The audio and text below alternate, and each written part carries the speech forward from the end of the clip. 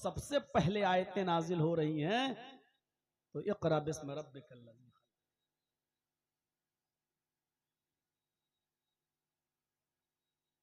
पैदा हुए तो बाप नहीं, आंखें जब आपने खोली इस दुनिया में आने के बाद तो आपका के बाप नहीं थे, 2 महीना पहले आपकी पैदाइश से इंतकाल कर गए। आपकी मां आपको अपने नाना के यहां अपने मायके नबी के ननियाल में लेकर गई जब आपकी उम्र 6 साल की थी। मक्के से यसरफ की तरफ, मदीने की तरफ गई और 1 महीने वो अपने घर पे रुकी और फिर वहां से लौटकर जब वापस आ रही थी मक्के की तरफ अपने मायके से, तो रास्ते में एक मकाम पड़ता था जिसका नाम था मकाम अबवा। वहीं पर मोहम्मदुर रसूलुल्लाह के बाप की कब्र। मां ने सोचा क्यों ना मैं अपने शौहर की कब्र देख लूं और क्यों ना मैं अपने बेटे को उसके बाप की कब्र दिखाऊं कि बेटा ये तुम्हारे बाप की कब्र है। आमीना अपने शौहर की कब्र पर मोहम्मद इब्ने अब्दुल्लाह को लेकर गई। सीरत निगारों ने लिखा है और मैं जिसके हवाले से वाक़या नकल कर रहा हूं वो है ज़ादुल मआद अल्लामा इब्ने क़य्यिम अल-जौज़ी रहमतुल्लाह अलैह की, कि बेटे को कब्र दिखाई कि अब ये है तुम्हारे अब्बू की कब्र, और उसी जगह पर अपने शौहर की याद उनको सताई और इतनी याद आई कि वो रोने लगी और रोते रोते गशी तारी हुई तो जमीन पर गिर गई और जब जमीन पर गिरी तो उसी जगह पर उनका इंतकाल। पैदा हुए तो बाप को नहीं देखा, 6 साल की उम्र थी, बाप की कब्र को देख रहे थे कि मां भी वहीं चल बसी। अब ना बाप रहा इस दुनिया में, ना मां रही। और मोहम्मद इब्ने अब्दुल्लाह की परवरिश करते हैं उनके दादा अब्दुल मुत्तलिब। 2 साल तक उन्होंने पाला और जब मोहम्मद इब्ने अब्दुल्लाह की उम्र हुई 8 साल तो दादा भी इस दुनिया से चल बसे। दादा का भी इंतकाल हो चुका। गौर कीजिए, पैदा हुए तो बाप नहीं, 6 साल की उम्र में मां चली गई, 8 साल के हुए तो दादा भी छोड़कर चले गए। अब 8 साल के बाद चाचा ने, अबू तालिब ने संभाला और ये लंबी मुद्दत तक परवरिश करते रहे, यहां तक कि मोहम्मद इब्ने अब्दुल्लाह की उम्र 25 साल की हो गई। हजरत खदीजा का माल ले जाकर मुल्क शाम जाया करते थे, तिजारत किया करते थे, बिजनेस किया करते थे और जो कुछ भी प्रॉफिट होती थी खदीजा को दे दिया करते थे। और खदीजा ने मोहम्मद इब्ने अब्दुल्लाह की ये ईमानदारी और अमानतदारी देखी तो हजरत खदीजा रजी अल्लाह ताला अन्हा ने खुद निकाह का पैगाम मोहम्मदुर रसूलुल्लाह को भेजा।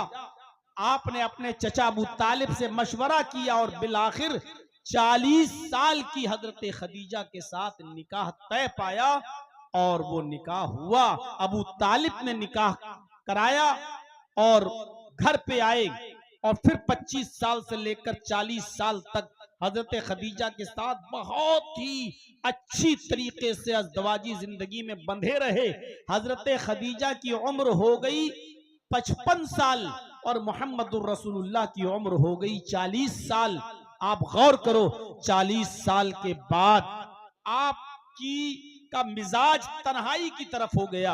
आप कई कई दिन का खाना ले जाया करते थे और गारे हिरा में पहुंच जाया करते थे। वो गारे हिरा, आज भी जो लोग हज करने या उमरा करने जाते हैं तो जबले नूर की तरफ भी जाते हैं, देखने जाते हैं कि गारे हिरा कहां है। बहुत ऊंचाई पर गारे हिरा है।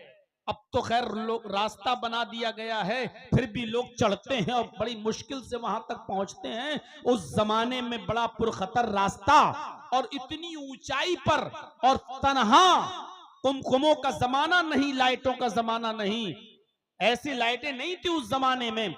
और कई कई दिन का खाना ले जाकर मोहम्मद रसूलुल्लाह सल्लल्लाहु अलैहि वसल्लम तन्हाई इख्तियार करते थे, उसी गारे हिरा में जाया करते थे और इबादत में मसरूफ रहते थे। अचानक एक दिन इंसानी शक्ल में जिब्राइल अमीन पहुंचते हैं। अब पढ़िए बुखारी किताब बदिल वही, यहां से जरा बुखारी की किताब बदिल वही के चैप्टर पर नजर डालें, उस मंजर की तरफ चलें। रमजान की ताक रात थी और उसी रात के अंदर जिब्राइल इंसानी शक्ल में आए और गारे हिरा में दाखिल हुए। मोहम्मद इब्ने अब्दुल्ला के पास बैठ गए और बैठते ही उनसे कहने लगे, इकरा या मोहम्मद, आए मोहम्मद पढ़ो। सवाल देखिए, इकरा या मोहम्मद, आए मोहम्मद पढ़ो। किससे कहा जा रहा पढ़ो? जिसको किसी ने पढ़ाया नहीं। किससे कहा जा रहा है पढ़ो? जिसने किसी के सामने दान हुए तलम्मुस तह नहीं किया। किससे कहा जा रहा है पढ़ो? जिसके बाप नहीं थे, मां ने पढ़ाया नहीं, दादा ने पढ़ाया नहीं, चाचा ने परवरिश की लेकिन पढ़ाया नहीं। उम्मी, जैसे मां के पेट से कोई बच्चा पैदा होता है, जैसे वो पढ़ना लिखना नहीं जानता, बिल्कुल वैसी उससे कहा जा रहा है पढ़ो। इक़रा या मोहम्मद, आए मोहम्मद पढ़ो। तो जाहिर बात है, अगर जर्जीस को किसी ने पढ़ाया ना हो तो जर्जीस क्या कहेगा? अरे भाई हमसे कह रहे हो पढ़ो, मैं क्या पढ़ूं, मैं तो पढ़ना नहीं जानता, मैं पढ़ा लिखा नहीं हूं। यही जवाब दिया मोहम्मद रसूलुल्लाह सल्लल्लाहु अलैहि वसल्लम ने, तुम मुझसे कह रहे हो पढ़ो, मा अना बिकारी। देखिए बुखारी किताबों बदिल वही, मा अना बिकारी, मैं पढ़ा हुआ नहीं हूं, मैं क्या पढ़ूं, मैं पढ़ना नहीं जानता, मैं पढ़ा हुआ नहीं हूं। हजरत जिब्राइल ने मोहम्मद रसूलुल्लाह को, जो अभी इब्ने अब्दुल्ला हैं, पकड़ा, सीने से लगाया और कस के दबाया। जैसे बहुत दिनों के बाद कोई आपसे मिले तो आप मोहब्बत में उसको सीने से लगा के दबाते हैं, अरे यार कहां थे इतने दिनों से, भूल गए मुझे। जिब्राइल अमीन ने दबाया, खींचा, सीने से लगाया और इतनी जोर से दबाया कि अल्लाह के नबी फरमाते हैं, लक़द खशीतु अला नफ्सी, मुझे ये डर लगा कि कहीं मेरी जान न चली जाए। लक़द खशीतु अला नफ्सी, मुझे अपनी जान का खतरा महसूस हुआ कि कहीं मेरी जान न चली जाए। और उसके बाद फिर छोड़ दिया, और छोड़ने के बाद कहा, इक़रा या मोहम्मद, आए मोहम्मद पढ़ो। फिर वही सवाल, पढ़ो। तलबा जानते हैं, असातिज़ा जानते हैं, जामिया है, बुखारी का दर्स होता है यहां। मेरे भाइयों, कहा इक़रा या मोहम्मद, दोबारा पढ़ो ए मोहम्मद। अल्लाह के नबी ने फिर वही जवाब दिया, माना बिकारी, मुझसे पढ़ने के लिए कहने वाले, मैं पढ़ना नहीं जानता। दोबारा पकड़ा, सीने से दबा लगाया और जोर से दबाया। अल्लाह के नबी फरमाते हैं, मेरी वही कैफियत थी, ऐसा लगा कि कहीं मेरी जान न चली जाए। उसके बाद छोड़ा, और छोड़ने के बाद फिर कहा, इक़रा या मोहम्मद, आए मोहम्मद पढ़ो। मैंने फिर वही जवाब दिया, माना बिकारी, मैं पढ़ना नहीं जानता।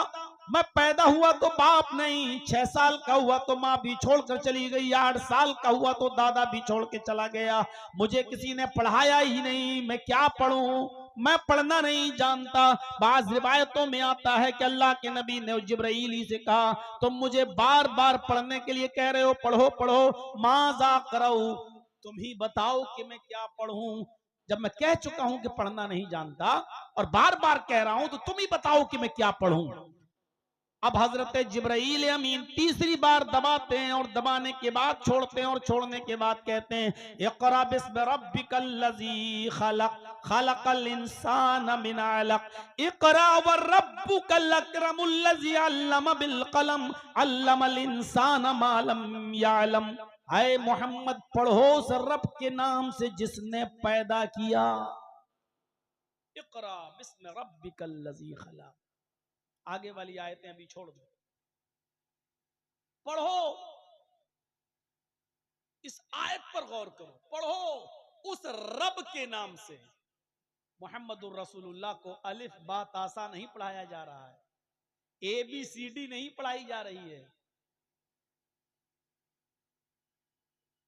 आपके यहां कोई बच्चा छोटा हो, 3 साल का, 4 साल का, तो आप नर्सरी में एडमिशन दिलाते हैं उसको, और नर्सरी में पढ़ने वाले बच्चे को A for apple, B for bird ही पढ़ाया जाता है, अक्षर समझाए जाते हैं। डायरेक्ट उसको बायो, केमिस्ट्री, फिजिक्स, भूगोल, ज्योग्राफिया नहीं पढ़ाया जाता।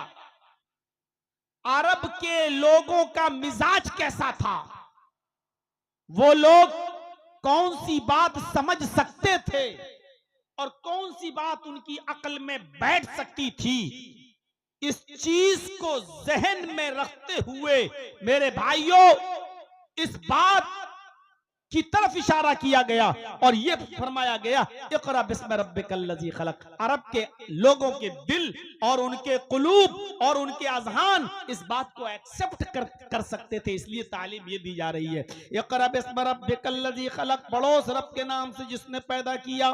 जिसने पैदा किया, वो जानते थे कि पैदा करने वाला कोई है। आज हम तो दहरिया लोग, कम्युनिस्ट लोग कहते हैं कि नहीं, दुनिया ऐसी ही चल रही है, किसी ने पैदा नहीं किया, अपने आप चल रही है। और डार्विन का नजरिया तो यह था कि इंसान पहले बंदर था और बंदर से धीरे धीरे इंसान बना, और वो कहते हैं कि इंसान लोग पैदा होते रहे हैं, होते रहेंगे, मरते रहेंगे, और ऐसे ही दुनिया चलती रहेगी और जमाना तरक्की करता रहेगा। इसको किसी ने नहीं बनाया। ये अधर्मी लोग, पापी लोग और नास्तिक लोग ये अकीदा रखते हैं। मेरे भाइयों, अरब के काफिरों का भी अकीदा नहीं था, वो जानते थे कि पैदा करने वाला कोई है, इसलिए तालीम इसकी दी जा रही है कि पढ़ो उस रब के नाम से जिसने पैदा किया। इक़रा बिस्मि रब्बिकल लज़ी खलक, पढ़ो उस रब के नाम से जिसने पैदा किया, क्योंकि अरब के लोग जानते थे एक छोटी सी सुई और एक माचिस की डिब्बी, माचिस का खोखला भी, मैच बॉक्स का खोखला भी, ऊपर की डिब्बी भी बगैर किसी बनाने वाले के वजूद में नहीं आ सकती है। जब एक छोटी सी टेबल, छोटी सी मेज जब बगैर किसी बनाने वाले के वजूद में नहीं आ सकती है, तो इतनी बड़ी जमीन, इतना बड़ा आसमान, ये चांद, ये सूरज, ये सितारे, ये सैयारे बगैर किसी बनाने वाले के वजूद में कैसे आ जाएंगे, वो जानते थे। ये तो आज साइंस ने तरक्की की है, आज पता चला है? वरना अरब के काफिर पहले ही से अकीदा रखते थे। अय मोहम्मद सल्लल्लाहु अलैहि वसल्लम, अगर आप इनसे सवाल करें कि जमीन और आसमान का खालिक कौन है, तो ये यही जवाब देंगे, अल्लाह। इनसे पूछो कि आसमान से बारिश कौन बरसाता है, तो ये जवाब देंगे, अल्लाह। इनसे पूछो कि युखरिजुल हय्य मिनल मय्यित व युखरिजुल मय्यित मिनल हय्य, इनसे पूछो जिंदा से मुर्दा और मुर्दा से जिंदा चीज को कौन निकालता है। अंडा मुर्दा चीज है, जिंदा मुर्गी का बच्चा कौन निकालता है। मुर्गी जिंदा चीज है और उससे अंडा बेजान चीज कौन निकालता है। युखरिजुल हय्य मिनल मय्यित, मुर्दा से जिंदा और जिंदा से मुर्दा को कौन निकालता है। ला यक़ूलुन अल्लाह, तो ये यही जवाब देंगे, अल्लाह। इनसे पूछो कि तुम्हारी परेशानियों को और मुसीबतों को कौन दूर करता है और तुम्हारी दुआओं को कौन सुनता है, तो कहेंगे अल्लाह। सुनने वाला तो वही है, ये अलग बात है कि ये सिफारिशी हैं, ये अल्लाह के करीबी लोग हैं जो अल्लाह तक दुआ लेके जाते, सुनता तो वही है। साइंस ने तो आज तरक्की करके बताया है, आज तरक्की करके बताया है ये पहले आसमान की ऊंचाई कितनी है, फिर एक आसमान के बाद दूसरा आसमान, उसकी ऊंचाई और उसकी मसाफत कितनी है, ये तो आज की साइंस ने बताया है। ये आसमान जो हम और आप देखते हैं, ये सूरज जो हम देखते हैं, जो हमारी जमीन से 9 करोड़ 30 लाख मील की बुलंदी पर है, इतना बड़ा है कि जिस दुनिया में हम और आप रहते हैं, दुनिया में हम बरहेट की बात नहीं कर रहे हैं, हम झारखंड की बात नहीं कर रहे हैं, हम स्टेट लेवल की बात, जिस दुनिया में हम इंडिया की भी बात नहीं कर रहे, जिस दुनिया में हम और आप रहते हैं, इस दुनिया को समेटकर, इस दुनिया को इकट्ठा करके, इस दुनिया को सूरज में फेंक दिया जाए तो ऐसा नजर आएगा ये दुनिया ऐसी दिखाई देगी जैसे बहुत बड़े मैदान में एक फुटबॉल पड़ी हुई है, एक बहुत बड़ी फील्ड में एक फुटबॉल पड़ी हुई है। फुटबॉल का ग्राउंड आपने देखा होगा, फुटबॉल के खिलाड़ियों को आपने देखा होगा, कितना बड़ा ग्राउंड स्टेडियम होता है। उस ग्राउंड को समझ लो, उस ग्राउंड में फुटबॉल पड़ी हुई है। ये सूरज, ये इतना बड़ा है इस दुनिया से। अब आप अंदाजा लगाओ कि ये दुनिया एक फुटबॉल, एक गेंद की तरह दिखाई दे तो सूरज कितना बड़ा है। फिर सूरज के ऊपर सैयारे, फिर सैयारों के ऊपर कहकशाएं। एक कहकशां ऐसी है कि जिसकी रोशनी को जमीन पर आने में 3 अरब साल लगते हैं। जिस रोशनी को जमीन पर आने में 3 अरब साल लगते हैं, जबकि रोशनी एक सेकंड में 3 लाख मील की रफ्तार से चलती है। गौर करो, दिमाग की नसें न फट जाए, कहीं ब्रेन हेमरेज ना हो जाए। रोशनी कितने रफ्तार से चलती है? आंख बंद करो, खोलो, बस एक सेकंड, इतनी देर में 3 लाख मील की रफ्तार तय कर लेती है। सोच रहे हैं आप? आंख खोलो, आंख बंद करो, खोलो, एक सेकंड हो गया।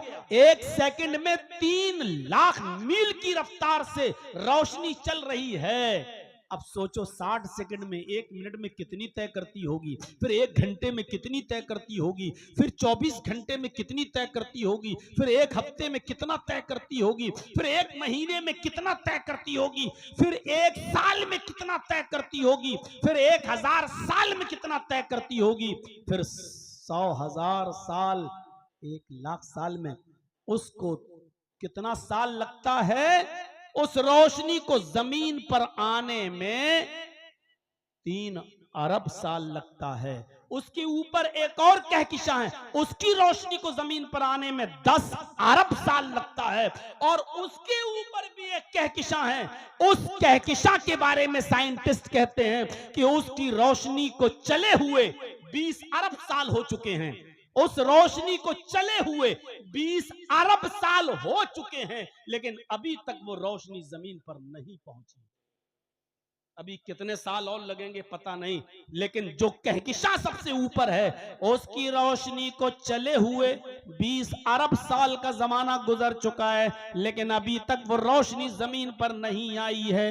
अभी पहला आसमान नहीं आया है, इसके बाद पहला आसमान, फिर एक आसमान से दूसरे आसमान की दूरी 500 साल के बराबर, फिर दूसरे से तीसरे आसमान की दूरी 500 साल के बराबर, फिर तीसरे से चौथे आसमान की दूरी 500 साल के बराबर, और चौथे आसमान से 5वें आसमान की दूरी 500 साल के बराबर, फिर 5वें आसमान से छठे आसमान की दूरी 500 साल के बराबर, फिर छठे आसमान से 7वें आसमान की दूरी 500 साल के बराबर, और छठे आसमान से 7वें आसमान की दूरी फिर 500 साल के बराबर, और 7वें आसमान के ऊपर एक समंदर। अल्लाह का अर्श पहले समंदर पे था, ये तो हदीसों में आपने पढ़ा होगा मेरे भाइयों। 7वें आसमान के ऊपर समंदर, फिर समंदर के और ऊपर जाइए तो फिर अर्श इलाही, उस अर्श के ऊपर अल्लाह, और उस अर्श के ऊपर अल्लाह क्या कहता है कि जब खौला बिनते सालबा और औस इब्ने सामित जब आपस में जिहार कर लिए, और औस इब्ने सामित ने अपनी बीवी खौला बिनते सालबा से कहा, अंते अलैया का ज़हरे उम्मी, तू मुझ पर मेरी माँ की तरह हराम हो चुकी है। और खौला बिनते सालबा जब अल्लाह के नबी के पास आई और कहने लगी, अल्लाह के रसूल, मेरे शौहर ने मुझे अपने ऊपर माँ की तरह हराम कर लिया है, हमारे और हमारे शौहर के दरमियान कोई रास्ता निकालिए। हजरत आयशा फरमाती हैं कि वो दोनों गुफ्तगू कर रहे थे, खौला बिनते सालबा और मोहम्मद रसूलुल्लाह, ये दोनों गुफ्तगू कर रहे थे, और मैं उसी हुजरे में दूसरे कोने में बैठी हुई थी। लम अस्मा कलामहुमा, अल्लाह के नबी की और मोहम्मद रसूलुल्लाह की और खौला बिनते सालबा की गुफ्तगू हमको सुनाई नहीं दे रही थी, मैं नहीं सुन पा रही थी। उसी कमरे में मौजूद हैं अल्लाह के नबी खौला बिनते सालबा से क्या बातें कर रहे हैं और खौला बिनते सालबा अल्लाह के नबी से क्या कह रही हैं। अल्लाह के नबी और खौला दोनों गुफ्तगू कर रहे थे, मैं उसी हुजरे में मौजूद थी। लमस्मा कलामहुमा, मुझे उन दोनों की बातें सुनाई नहीं दे रही थी, लेकिन इतनी बुलंदी पर होने के बाद भी अल्लाह क्या कह रहा है, वल्लाहु यस्मउ तहाबुरकुमा, अल्लाह तुम दोनों की गुफ्तगू को सुन रहा था, अल्लाह तुम दोनों की गुफ्तगू को सुन रहा था। ऐ मोहम्मद रसूलुल्लाह, उनको बुलाओ, वो मस्जिद में, मस्जिद नबी में बैठी हुई है, अपने दोनों हाथों को बुलंद करके अल्लाह को पुकार रही है। आपने कोई रास्ता नहीं निकाला है। अल्लाह ने उस औरत की दुआ को सुन लिया। कद समी अल्लाहु कौलल्लती तुजादिलुका फी ज़ौजिहा, जो अपने शौहर के बारे में आपसे गुफ्तगू कर रही थी, अल्लाह ने उस औरत की दुआ को सुन लिया, उसकी पुकार को सुन लिया।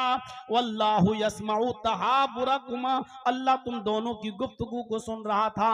गौर कीजिए, सबसे पहले उस रब की शनाख्त कराई जा रही है। ये तलबा गौर करें कि सबसे पहले यही आयत क्यों नाजिल हुई, इक़रा बिस्म रब्बिकल्लज़ी खलक़। उस रब की पहचान पहले बताई जा रही है कि उस रब को पहचानो जिसने सारी कायनात को पैदा किया है, जिसके कुव्वत से समाअत का आलम यह है कि हजरत आयशा बगल में बैठी हैं और नबी की गुफ्तगू नहीं सुन पा रही हैं। अल्लाह इतनी बुलंदी से उन दोनों की गुफ्तगू को सुन रहा था। वो काली रात में, काले जंगल में, काले पहाड़ पर भी अगर कोई काली चींटी चलती है तो वो सिर्फ चलती है नहीं, वो पैर जब पहाड़ के ऊपर रखती है और रेंगती है तो उसके पैर के पहाड़ पर रखने की जो आहट और आवाज होती है, हमारा रब उसको भी सुन ले। उसको जरूरत नहीं है, जरजीस को जरूरत पड़ती है दूर तक आवाज पहुंचाने के लिए माइक की, और अपनी आवाज पहुंचाने के लिए इंटरनेट की। अल्लाह को जरूरत नहीं है, वो मोहताज नहीं है, वो किसी भी वसीले का मोहताज नहीं है, वो डायरेक्ट सुनता और खुद सुनता है। हजरत आयशा नबी की बीबी वो कह रही है लमस्मा कलामहुमा, वो दोनों क्या बातें कर रहे थे, हमको सुनाई नहीं दे रहा था। और अल्लाह कह रहा है वल्लाहु यस्मउ तहाबुरकुमा, अल्लाह तुम दोनों की गुफ्तगू को सुन रहा था। इक़रा बिस्म रब्बिकल्लज़ी खलक़, पढ़ो उस रब के नाम से जिसने पैदा किया। सबसे पहले तालीम की वही हो रही है, पहचानो उस रब।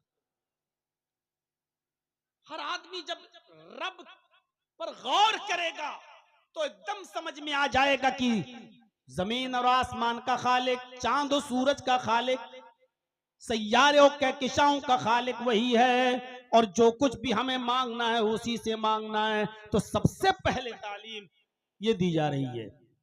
अब आइए, अब तालीम तो बहुत है और मैं आपको बिल्कुल मना नहीं करता हूं और करना भी नहीं चाहिए। आपको दीन के साथ साथ दुनियावी तालीम की भी जरूरत है और दोनों को लेकर चलना है। जैसे कुरान में ये दुआ बताई गई, रब्बना आतिना फिद दुनिया हसनतन व फिल आखिरति हसनतन व क़िना अज़ाबन्नार, इसमें दुनिया भी मांगने का हुक्म है और आखिरत भी मांगने का हुक्म है। उसी तरीके से आप जब दुनिया में आए तो दुनियावी तालीम भी आपको हासिल करना है और उखरवी तालीम भी हासिल करना है, दीनी तालीम भी हासिल करना है। बगैर दुनिया के आप अधूरे हैं। बहुत से मौलवी लोग आएंगे और तकरीर करेंगे, दुनिया ऐसी दुनिया वैसी। अरे बगैर दुनिया के कोई रह भी नहीं सकता। दुनिया के लिए, जिंदगी गुजारने के लिए दुनिया की चीजों से फायदा उठाना जरूरी है। दुनिया की हैसियत पानी की तरह है और इंसान कश्ती की तरह है। पानी, समंदर, नदी और इंसान की हैसियत कश्ती। अब देखिए, इंसान कश्ती है और दुनिया पानी है। कश्ती बगैर पानी के नहीं चल सकती है। अगर नाव को पानी के बाहर लाकर खड़ा कर दो तो वो चलेगी? नहीं चलेगी। इसका मतलब ये हुआ कि कश्ती को पानी की जरूरत है, पानी होगा तभी वो चलेगी। इसका मतलब यह है कि इंसान कश्ती है और दुनिया पानी, तो इंसान को दुनिया की जरूरत हर हाल में है, जैसे कश्ती को और नाव को पानी की जरूरत हर हाल में है। लेकिन एक बात याद रखिएगा, नाव जब तक पानी के ऊपर है चलेगी, आप उसको खे रहे हैं चलेगी। लेकिन नदी का पानी, तालाब का पानी या समंदर का पानी या जमुना का पानी अगर कश्ती के ऊपर भर दोगे, सुराख कर दोगे और कश्ती के ऊपर अगर ला दोगे तो कश्ती भी डूबेगी, कश्ती भी डूबेगी और कश्ती में जितने लोग बैठे हुए हैं वो भी डूब जाएंगे और हलाक को बर्बाद हो जाएंगे। जब कश्ती तब तक चलेगी जब तक वो पानी के ऊपर है और दाएं बाएं है, चलेगी। लेकिन अगर समंदर के पानी को कश्ती के ऊपर आपने लाने की कोशिश की तो कश्ती भी डूबेगी और आप भी डूबेंगे। दुनिया की जरूरत हर इंसान को है, लेकिन जब तक दुनिया से जरूरत के तहत दुनिया को इस्तेमाल करोगे तो फायदे में रहोगे, और जहां दुनिया को अपने ऊपर सवार करने की कोशिश की तो आप भी बर्बाद होगे और ये दुनिया भी बर्बाद होगी। दुनिया तो छूटती जा रही है। ये 2 दिन, एक पिछली साल आपके सामने आया था, इस साल फिर आपके रूबरू हूं। 1 साल दुनिया मुझसे छूट चुकी है। कहां गई दोस्ती? ये दुनिया कह रही है कि तुमने 1 साल मुझे खो दिया है, तुम मुझसे दूर हो चुके हो। और आखिरत कह रही है तुम 1 साल मेरे करीब हो चुके हो, 1 साल मेरे करीब हो चुके हो। इर्तहालत दुनिया मुदबिरतन, ये दुनिया पीठ दिखाकर भाग रही है। वल आखिरत मुकबिलतन, और आखिरत सामने से आ रही है, तुम्हारे सामने आ रही है। वलिकुल्लि वाहिदतिन मिनहुमा बनून, दुनिया के भी औलादें हैं और आखिरत की भी औलादें हैं। दुनिया के भी बच्चे हैं और आखिरत के भी बच्चे हैं। कूनू मिन अपनाइल आखिरा वला तकूनू मिन अपनाइद दुनिया, आखिरत की औलाद बनो, दुनिया की औलाद मत बनो। इसलिए कि दुनिया तुम्हें छोड़ देगी लेकिन आखिरत तुम्हें नहीं छोड़ेगी। दुनिया तुम्हें तर्क कर देगी लेकिन आखिरत तुम्हें तर्क नहीं करेगी। मेरे भाइयों, इस दुनिया में हमें दुनियावी तालीम भी हासिल करना है और उखरवी तालीम भी हासिल करना है। अब तो आप क्या करेंगे तालीम हासिल? अब तो मेरा इशारा है आप अपनी औलाद को दीन भी सिखाइए और दुनिया भी सिखाइए। जैसे दुनिया में हम आए हैं तो दुनिया भी कमा रहे हैं और आखिरत भी, दोनों चीजें जरूरी हैं। और अल्लाह ने खुद बताया, रब्बना आतिना फिद दुनिया, ये दुआ मांगा करो क्या अल्लाह, अय हमारे रब दुनिया में जो अच्छाइयां हैं वो हमें अता फरमा, वफिल आखिरत हसना, और आखिरत में जो भलाइयां हैं वो तू हमें अता फरमा। दुनिया की भी अच्छाइयां तलब करो और आखिरत की भी। इसी तरीके से दुनिया की भी तालीम हासिल करो और आखिरत की तालीम भी हासिल करो। लेकिन याद रखना, दीनी तालीम फर्ज है और दुनियावी तालीम फर्ज किफाया है। दुनियावी तालीम, दीनी तालीम फर्ज ऐन है। जैसे नमाज फर्ज है, रोजा फर्ज है, उसी तरीके से दीनी तालीम भी फर्ज है। और उसकी दलील क्या है? उसकी दलील है तलबुल इल्मी फरीज़तुन अला कुल्लि मुस्लिम। मुस्लिम में लड़का लड़की, मर्द औरत दोनों शामिल है। अल्लाह के नबी ने फरमाया कि इल्म दीन का हासिल करना, तलबुल इल्मी फरीज़तुन, और अल इल्म में अलिफ लाम तखसीस का है, खासियत बतला रहा है। इल्म दीन, खास इल्म दीन का हासिल करना ये फर्ज है हर मुसलमान पर, चाहे वो मर्द हो या औरत हो। तलबुल इल्मी फरीज़तुन अला कुल्लि मुस्लिम, इल्म दीन का हासिल करना फर्ज है हर मुसलमान पर, चाहे वो लड़का हो या लड़की। और दुनिया का इल्म ये फर्ज किफाया है, हासिल तो करो। आजकल जरूरत है मेरे भाइयों एडवोकेट्स की जो हमारे यहाँ हो, आजकल जरूरत है इंजीनियरों की जो हमारे यहाँ हो, आजकल जरूरत है आईपीएस अधिकारियों की जो हम में से हो। आजकल जरूरत है कि हम दुनियावी तालीम में भी आगे रहें लेकिन दीन को फरामोश ना करें। और मौजूदा जमाने में अगर दीनी तालीम हासिल करना बहुत मुश्किल हो रहा है तो कम से कम इतनी तो दीनी तालीम हासिल कर लो कि आप कोई न मिले तो अपने बेटे का निकाह पढ़ा सको, और कोई न मिले तो अपने बाप का नमाजे जनाजा पढ़ा सको, और अपने बाप की कब्र पर जाकर जिसने जिंदगी भर तुम्हें पाल पोस के बड़ा किया, उसकी कब्र पर जाकर ये दुआ कर सको कि अल्लाह मग़फ़िर लहू वरहमहू वआफ़िही वअफ़ु अन्हु वअक्रिम नुज़ुलहू ववस्सिअ मुदख़लहू वग़सिलहू बिल माई वस्सल्जि वल बरद। ये दुआ पढ़ सको कि अल्लाह ये मेरा बाप है, तेरी रहमत का मोहताज है, तेरे इस कब्र के अंदर मौजूद है, तू इसको बख्श दे, अल्लाह इसकी मग़फ़िरत फरमा, अल्लाह मेरे बाप पर रहम फरमा, और अल्लाह इनकी बेहतरीन मेहमान नवाजी फरमा, अल्लाह इनकी कब्र को कुशादा फरमा। कम से कम आप इतना तो इल्म हासिल करें कि अपनी औलाद को बता सकें कि क्या है। मेरे भाइयों, दीनी तालीम दुनिया सबसे बेहतर कुरान की तालीम हासिल करना है। इल्म दीन में कुरान, खैरुकुम मन तअल्लमल कुरान व अल्लमा, तुम में सबसे बेहतर लोग वो हैं, खैरुकुम मन तअल्लमल कुरान व अल्लमा, तुम में सबसे बेहतर लोग वो हैं जो कुरान को सीखते हैं और सिखाते हैं। हमारे तलबा मौजूद होंगे, कुरान कितनी अजीम मुकद्दस किताब को तुम उसका इल्म हासिल कर रहे हो, ये कुरान ही तो है जिसने हैसियतें बदल दी। अरे मक्का क्या था, उम्मुल खबाइस, क्या नहीं होता था मक्के के अंदर। मक्के को लोग उम्मुल खबाइस कहते थे, सारी गंदी जगहों की मां। लेकिन जब कुरान मक्के में नाजिल हुआ मोहम्मद रसूलुल्लाह के क़ल्ब अतर पर, तो इस कुरान की बरकत से अल्लाह ने मक्के को उम्मुल कुरा बना दिया। ये कुरान ही तो था जो उम्मुल खबाइस को उम्मुल कुरा बना रहा है। गौर करो, ये कुरान ही तो है जिसने रमजान के महीने को सैयदुश शुहूर बना दिया। शहरु रमज़ान अल्लज़ी उन्ज़िला फ़ीहिल कुरआन हुदल लिन्नासि व बय्यिनातिम मिनल हुदा वल फुरक़ान। शहरु रमज़ान अल्लज़ी उन्ज़िला फ़ीहिल कुरआन हुदल लिन्नासि व बय्यिनातिम मिनल हुदा वल फुरक़ान। रमजान का महीना वो बाबरकत महीना जिसमें कुरान नाजिल हुआ। रमजान के महीने में भी तो 29-30 दिन होते हैं ना, लेकिन इस महीने को आजमत किसने दी? कुरान ने। रमजान को तमाम महीनों का सरदार किसने बनाया? कुरान ने। अगर कुरान रमजान के महीने में नाजिल नहीं हुआ होता तो रमजान की वो हैसियत नहीं होती। रमजान को तमाम महीनों का सरदार किसने बनाया?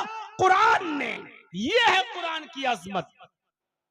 अच्छा, रमजान के महीने में भी एक रात आती है जिसको हम शब कद्र बोलते हैं, जिस रात में कुरान नाजिल हुआ। उस एक रात, जिस रात में कुरान नाजिल हुआ, जानते हो अल्लाह ताला ने उस रात के मकाम और मर्तबे को कितना बुलंद कर दिया है? इन्ना अंज़लनाहु फी लैलतिल क़द्र वमा अदराका मा लैलतुल क़द्र लैलतुल क़द्रि खैरुम मिन अल्फि शहर। लैलतुल क़द्रि खैरुम मिन अल्फि शहर। लैलतुल क़द्र का जाग लेना, लैलतुल क़द्र की इबादत कर लेना, इस कद्र वाली रात को जाग लेना, अल्लाह की इबादत कर लेना 1000 महीनों की इबादत से बेहतर है। 1000 महीनों की इबादत से बेहतर है। 1000 महीने, जाओ आप मल्टीपल, आप जोड़ देख लीजिए और तकसीम कर लीजिए। आप 1000 महीने को 12 से 12 से आप देखिए और तकसीम करिए, भाग दीजिए। 83 या 84 साल आएंगे, 83 या 84 साल। यानी रमजान की एक रात का जाग लेना शब कदर का 83 या 84 साल की इबादत से बेहतर है। इस रात को इतना बड़ा मकाम किसने दिया? कुरान ने। इन बच्चों को हकीर नजरों से मत देखो, मदरसे में पढ़ने वाले बच्चों को बुरी नजरों से मत देखो। आप अगर ताउन कर रहे हैं तो आपका पैसा गलत जगह नहीं जा रहा है। ये उस मुकद्दस किताब का इल्म हासिल कर रहे हैं जिस मुकद्दस किताब ने रमजान को सैयदुश शुहूर बना दिया, जिस मुकद्दस किताब ने उस रात को लैलतुल क़द्र को खैरुम मिन अल्फि शहर, 1000 महीनों की इबादत से बेहतर बना दिया है। मेरे भाइयों, जरा गौर कीजिए, इस कुरान की असमत पर जरा नजर डालिए।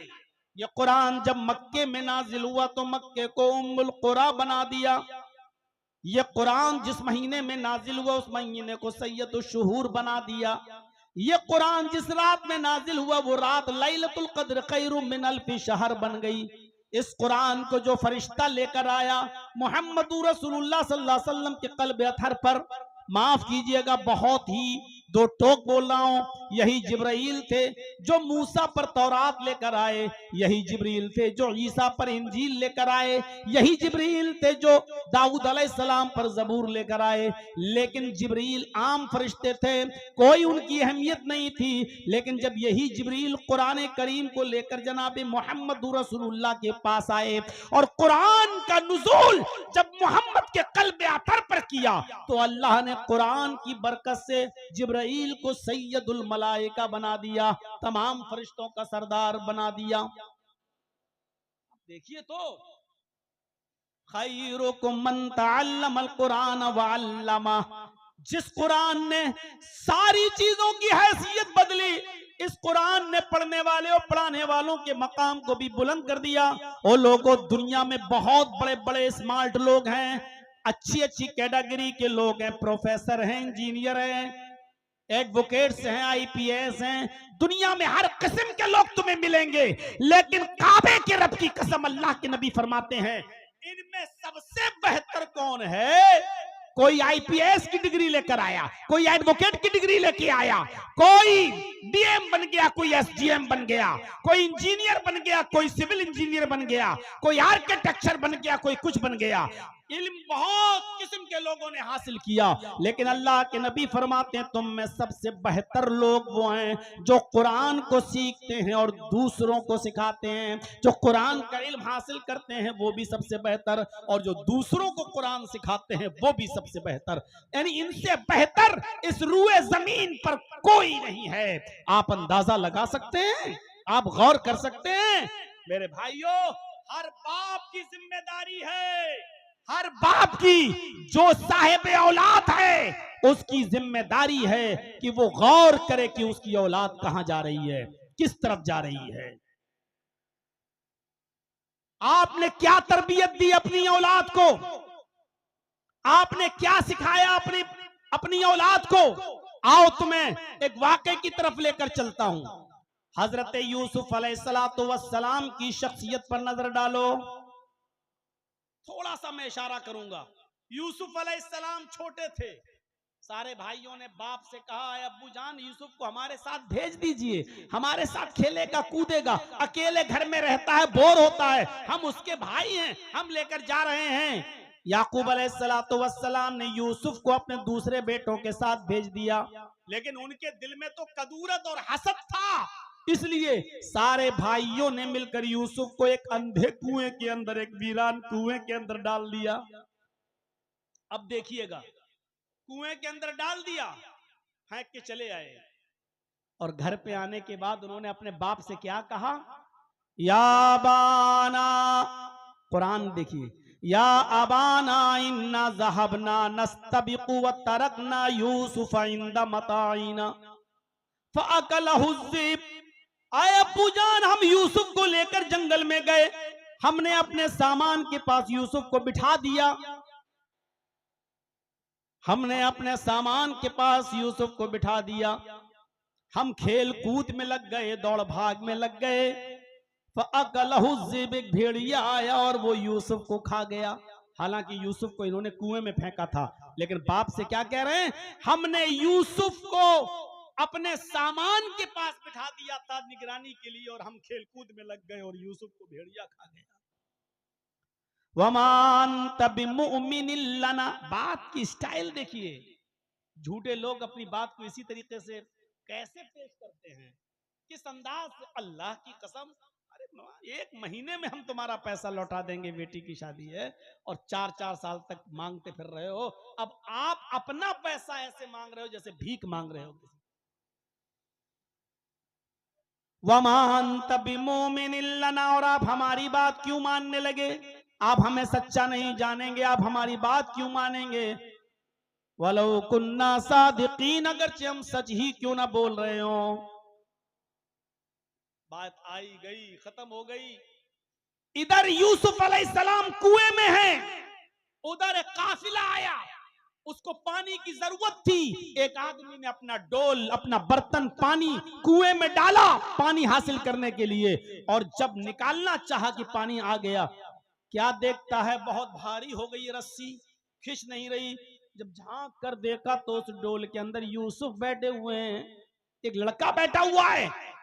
इसने झांक कर देखा, काफिले वालों से कहा, या बुशरा हाजा गुलाम, अरे लोगों खुशखबरी हो, हम पानी लेने के लिए इस कुएं के पास आए, लेकिन ये कुआं तो वीरान है, अंधा है, इस कुएं में पानी नहीं है, लेकिन खुशखबरी हो, एक बच्चा हमें मिल गया है।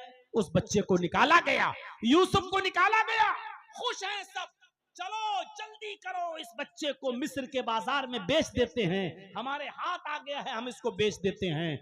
चोरी का माल लोग जितनी जल्दी हो निकालना चाहते हैं, कोई इसका असली मालिक ना आ जाए, इसलिए कलिया चक्के इलाके में चले जाओ, 20,000 रुपए का मोबाइल 2,000 रुपए में आपको मिल जाएगा। आपके इलाके में भी होता होगा, चोरी का माल लोग बहुत सस्ते में देकर चले जाते हैं। इनको ये बच्चा मिला, इन्होंने सोचा जल्दी से तकसीम, जल्दी से बेच दो इसको। मिस्र के बाजार में गए, यूसुफ जैसा खूबसूरत बच्चा, यूसुफ जैसा खूबसूरत और हसीन और जमील लड़का कितने में बिका, आप ताज्जुब करेंगे कीमत, इतना खूबसूरत बच्चा। लेकिन वह शरऊहु बिसमनिन बख्सिन दराहिम मअदूदा, चंद खोटे सिक्कों में उन्होंने बेच दिया। जो मिल रहा मिल जाए, जल्दी से बेचकर भागो। कुरान ने कीमत बताई, कुरान ने यूसुफ की कीमत बताई, कितने में बेचा यूसुफ अलैहिस्सलाम को, वशरऊहु बिथमनिन बख्सिन दराहिम मअदूदा, चंद घिसे पिटे, चंद खोटे सिक्कों में बेच दिया, यानी मामूली रकम में बेच दिया। लो, और जो मिल गया लेके चले गए। यूसुफ अलैहिस्सलाम को किसने खरीदा? बादशाह मिस्र ने। चाहता तो लंबी रकम दे सकता था, लेकिन नहीं, चंद सिक्कों में खरीद लिया और यूसुफ को अपने घर लाया। और जब लाया तो अपनी बीवी से कहा, खिलाओ पिलाओ पाल पोस के बड़ा करो, हमारे पास कोई औलाद नहीं है, ये यूसुफ, ये आगे चलकर ये बच्चा हमारा बेटा बना, हम इसको बेटा भी बना सकते हैं, यह हमें कोई फायदा जरूर पहुंचाएगा। इधर बादशाह मिस्र की बीवी उस बच्चे की देखरेख करने लगी, खिलाने पिलाने लगी, पाल पोस कर बड़ा करने लगी। और जब पाल पोस कर बड़ा कर दिया और यूसुफ जवान हो गए, बालिग हो गए, तो ये बादशाह मिस्र की बीवी का दिल ही यूसुफ के ऊपर आ गया। अब मंजर देखिए, यूसुफ अलैहिस्सलाम पर दिल आ गया, बहलाने लगी, फुसलाने लगी, अपने करीब लाने की कोशिश करने लगी, लेकिन यूसुफ अलैहिस्सलाम बचे रहे, बचे रहे। अब ये चर्चा औरतों में आम हो गया, पूरे मिस्र की औरतों में ये चर्चा हो गया, और औरतें कहने लगी, वाह यूसुफ को देखो, बादशाह की बीवी को देखो, अजीजे मिस्र की बीवी अपने गुलाम को दिल दे बैठी, उसके साथ गलत काम करना चाहती है। औरतों में चर्चा हो गया। औरतों में चर्चा बहुत खतरनाक होता है और बहुत जल्दी होता है। अगर आपको किसी चीज को बहुत जल्दी फेमस कराना हो और किसी चीज को का बहुत जल्दी प्रचार कराना हो, तो एक दो औरतों को बता दीजिए, शाम तक पूरे मोहल्ले को खबर हो जाएगी। एक आदमी था बेचारा, उस शौहर, वो एक तरबूज काट के लाया, तरबूज, और उसने दुपट्टे में लपेट लिया। दुपट्टा जानते हैं ना, औरतें जो ओढ़ती हैं, उस दुपट्टे में लपेट लिया। तरबूज लाल था तो दुपट्टा लाल हो गया ऊपर से। अब वो जब घर में घुसा तो बीवी ने कहा, ए क्या है इसमें? उसने कहा, चुप रहो मैं बताता हूं, चुप चुप चुप। वो गया और अंदर जाकर एक अलमारी में उसको रख दिया। बीवी कहती, क्या लेके आए हो तुम? उसने अपनी बीवी से कहा, सुनो, एक आदमी से दुश्मनी हो गई मेरी, मैंने उसकी गर्दन काटी है, उसमें एक आदमी का मर्डर करके आया हूं, उसकी गर्दन है, अभी दिन में फेंकने जाऊंगा तो पकड़ा जाऊंगा, रात होने तो मैं इसको नदी में फेंक के आऊंगा, अभी शोर मत करो, बस जाओ तुम काम में लग जाओ। मार दिया हमने, एक आदमी का कत्ल कर दिया। ये क्या किया तुमने? तुम मेरी बीवी हो, कहना नहीं किसी से। नहीं, जोहर के बाद लाया था तरबूज, लपेटा था, लाल हुआ था दुपट्टा, अलमारी में रखा था, लेकिन मगरिब की अजान होते होते पुलिस घर पहुंच गई, छापा मारा, भीड़ लग गई लोगों की। ये आदमी कह रहा क्या कर रहे हो भाई? कहा नहीं, मुझे खबर मिली है तुमने किसी का मर्डर किया है। अरे साहब, मैं मर्डर करूंगा? आज तक मैं मुर्गी तो काट नहीं पाता हूं, आदमी को काटूंगा? क्या बात कर रहे हो? तो आदमी मुस्कुराते हुए कहता है कि आपको जो खबर लगी है साहब वो सही लगी है, लेकिन मैं आपको इसकी हकीकत बताता हूं, आओ मेरे साथ। का क्या? अलमारी खोली, तरबूज निकाला, दुपट्टा हटाया, साहब ये तरबूज था। अब आप देख लीजिए मेरा पूरा घर, कहीं गर्दन नहीं मिलेगी। कहा फिर ये क्यों किया? कहा मैं तरबूज काट के लाया था और मैंने इसको दुपट्टे से ढक दिया था, दुपट्टा तरबूज के कलर से लाल हो गया। बीवी को मैंने ये कहा कि किसी को मार के आया हूं और रात में फेंकने जाऊंगा उसकी गर्दन को। मैं ये देखना चाहता था कि औरतों का पेट कितना मजबूत होता है।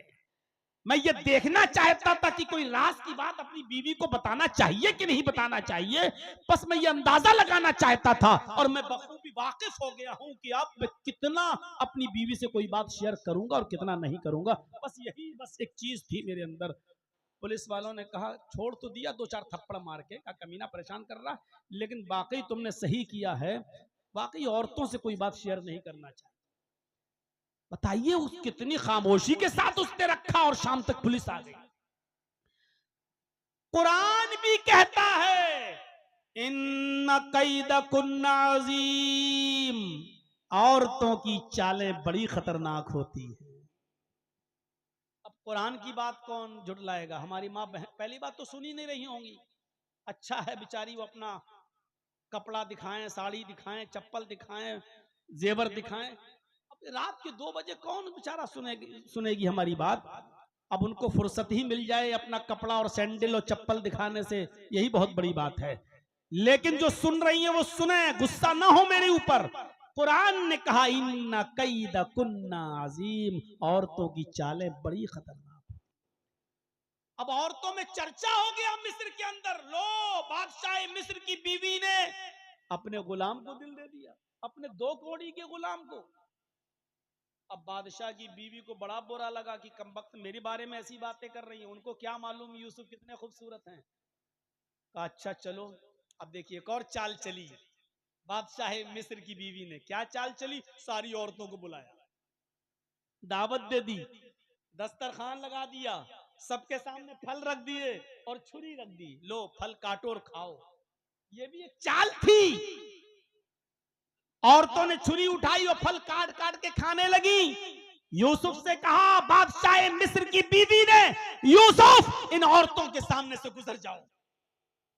और जब बादशाह मिस्र की बीवी की बात मानकर यूसुफ जब उन औरतों के सामने से गुजरे और मिस्र की औरतों ने जब यूसुफ को देखा तो फल काट रही थी, उंगली कटने लगी है? कभी कभी आप दीवार पे तेज सर मार दें तो उस वक्त आपको तकलीफ नहीं होगी, आधे घंटे के बाद दर्द होगा। उफ। कभी कभी अचानक आपको चोट लग जाए तो उस वक्त वो जगह सुन्न हो जाती है, आपको तकलीफ नहीं होगी, बाद में तकलीफ होती है।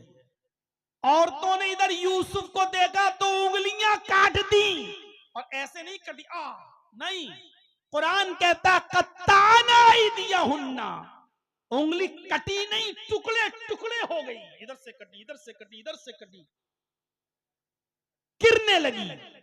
कता यक्ताओ के माना काटना और कत्ता युकत्यो तख्ती के माना होते टुकड़े टुकड़े करना।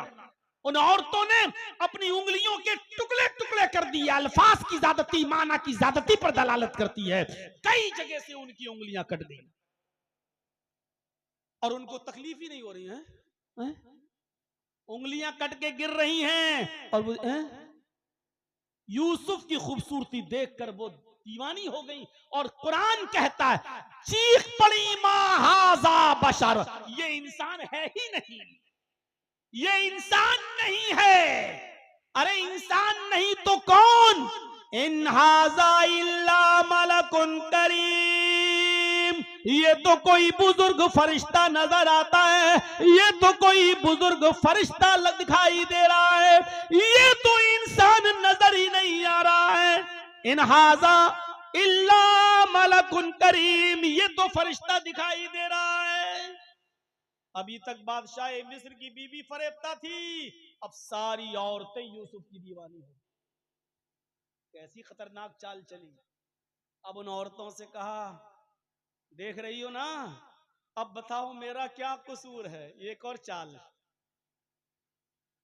कैसी खतरनाक चालें होती हैं औरतों की। फोन नंबर भी ढूंढ लेंगी, कॉल भी करेंगी, रात भर जगाएंगी भी, चैटिंग भी करेंगी, टाइम देकर आपको अपने घर बुलाएंगी भी, और फिर आपका नाम भी लेकर आपको फंसा भी देंगे। और अगर 2 आंसू निकाल दिए तो बस पूछो मत, सारी दुनिया हमदर्द हो जाएगी। कमीना कितना बड़ा कुत्ता है, बेचारी इस औरत को रुला रहा है। अरे उसके आंसुओं ही में तो सारा मक्र और फरेब छिपा हुआ है जो तुम्हारी समझ में नहीं आ रहा है। बन गए झूठे हमदर्द उसके पास जाकर। अगर औरतों की चालें खतरनाक ना होती तो कुरान ये ना कहता, इन्ना कैदा कुन्ना अजीम, इनकी चालें बड़ी खतरनाक है। एक और चाल चली, बताओ ऐ मिस्र वालियों, मेरा क्या कसूर है, खूबसूरत ही इतना है कि मेरा दिल आ गया। सारी औरतें कहने लगी, नहीं नहीं तुम्हारा कोई कसूर नहीं, मेरा तो खुद ही आ गया। अब जब ये कबूल करवा लिया कि तुम्हारा भी दिल इसके ऊपर आया, तो सुनो क्या कहा। उफ़्फ़ो, कुरान क्या कहा बादशाह मिस्र की बीवी ने। आए और तो सुन लो, यूसुफ को सामने रखकर क्या कहा। अगर इस लड़के ने, इस नौजवान ने अगर मेरी बात न मानी, धमकी भी, अगर इसने मेरी बात न मानी और मेरा कहा न माना, और जो चीज मैं इससे चाहती हूं अगर इसने मेरे मुतालबे को पूरा न किया, तो इसको मैं सख्त से सख्त सजा दिलवाऊंगी या जेल में सड़ा दूंगी, जेल भेज कर रहूंगी। ये जेल में सड़ेगा, ये जेल में जाएगा, लंबी मुद्दत तक जेल में रहेगा, जेल में इसको सड़वा दूंगी। और जब यूसुफ अलैहिस्सलाम ने सुना कि बादशाह मिस्र की बीवी ने, मेरी मालिकन ने ये कह दिया कि मैं इसको जेल में सड़ा दूंगी, तकलीफ पहुंचाऊंगी, तो जानते हो यूसुफ अलैहिस्सलाम ने क्या किया। आसमान पर नजरें डाली और अल्लाह से दुआ की। जब यूसुफ अल्लाह से दुआ कर रहे थे तो उस दुआ में भी औरतों के मक्र और फरेब और चाल का जिक्र कर रहे थे। और यूसुफ ने जो दुआ की वो क्या दुआ की, रब्बिस सिजनु अहब्बु इलैया मिम्मा यदऊननी इलैहि। आए मेरे रब, मुझे जेल में जाना ज्यादा महबूब है, मुझे जेल में जाना ज्यादा पसंद है, मुझे जेल में जाना गवारा है, लेकिन वो काम करना गवारा नहीं जिस काम की तरफ ये औरतें मुझे बुला रही हैं। यदऊननी इलैहि, जिस काम की तरफ ये मुझे बुला रही हैं। पता चला कि एक औरत नहीं बुला रही थी, सारी औरतें ये चाह रही थी कि यूसुफ मेरे साथ मुंह काला कर ले, यूसुफ मेरे साथ टाइम दे दे और मुझे वक्त दे दे। इसलिए यदऊननी जमा मुअन्नस गायब का सेका इस्तेमाल हुआ है। क्या कहा, आए अल्लाह मुझे जेल में जाना ज्यादा पसंद है, मुझे जेल में सड़ जाना पसंद है, मुझे जेल की जिंदगी गवारा है, मुझे जेल खाना पसंद है, लेकिन वो काम करना पसंद नहीं है जिस काम की तरफ ये औरतें मुझे बुला रही हैं और मुझे दावत दे रही हैं। इसके बाद जो दुआ की वो ये की, व इल्ला तसरिफ अन्नी कैदहुन्ना, आय अल्लाह इनकी चालों से बचाना तेरा काम है, आय अल्लाह इनके मकरो फरेब से बचाना तेरा काम है। आय अल्लाह अगर तूने मुझे इनके चालों से महफूज न किया, इनके इरादों से महफूज न किया, इनकी चालों से और इनके ढोंग से अगर तूने मुझे मेरी हिफाजत ना फरमाई, अस्बु इलैहिन्ना व अकुम मिनल जाहिलीन। तो मैं भी इनकी तरफ गिर जाऊंगा, मैं भी इनकी तरफ माइल हो जाऊंगा, मैं भी इनकी तरफ झुक जाऊंगा। अगर तूने मुझे इनकी चालों से न बचाया, अगर तूने मुझे इनकी चालों से महफूज न किया, तो मैं भी इनके साथ मुंह काला कर बैठूंगा। व अकुम मिनल जाहिलीन, और मेरा शुमार नादानों में और जाहिलों में हो जाएगा। क्या कहा यूसुफ अलैहिस्सलाम ने, अल्लाह इनकी चालों से तू मुझे बचा ले, जेल में भले ही चला जाऊं वो मुझे गवारा है। अब सुनिए, तालीम देखिए क्या है। यूसुफ अलैहिस्सलाम के फिर वो पीछे पड़ के रह गई, ये जेल में भी जाने के लिए तैयार है, जबरदस्ती करूं इसके साथ। अब जबरदस्ती करने लगी।